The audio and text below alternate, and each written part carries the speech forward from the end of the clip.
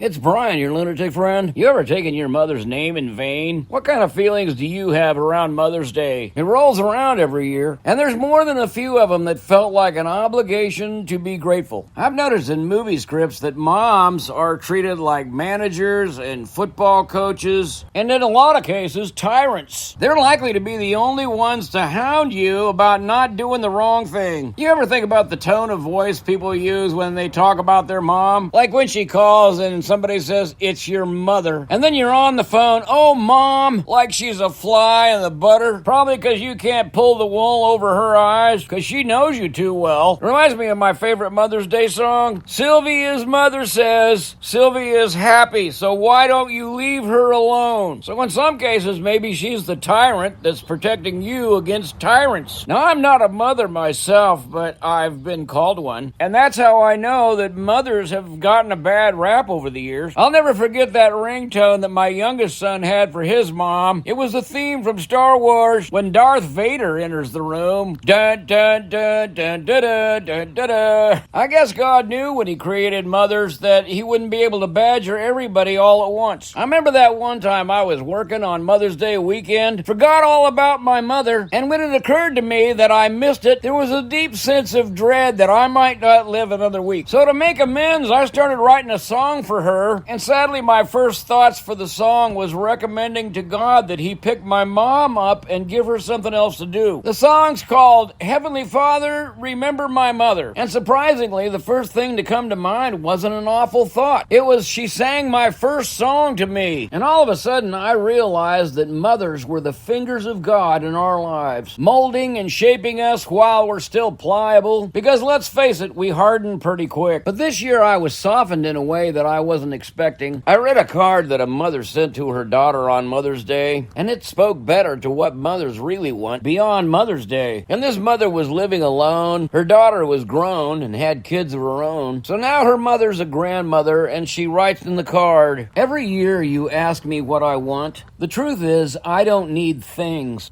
I just want you in my life. Your stories, your ordinary updates, your voice on the other end of the phone.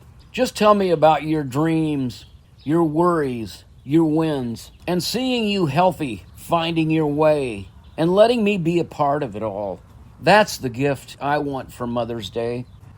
Now, I remember my mom calling me every morning, and one of the last things that she said to me before she passed away is, "I just want to hear your voice." I have to admit that sometimes when my mom called, it was an interruption to me, and I regret the fact that I didn't pay attention to what her needs were because I was working on my own. I remember the last time I saw her, it was a week while she was in the hospital, and I was annoyed then, too, because she wasn't talking at all.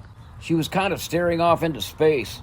And it's stunning how I've spent my entire life ministering to others, encouraging them through songs, trying to be aware of the needs of others, and then completely unaware of my mother's needs. She's facing eternity at this moment, about to meet God herself, and I seem to be clueless about the conversation we should be having, because she was always the one that was there for me. Yeah, we all take that for granted. It's sad that they had to make a national holiday for us to remember.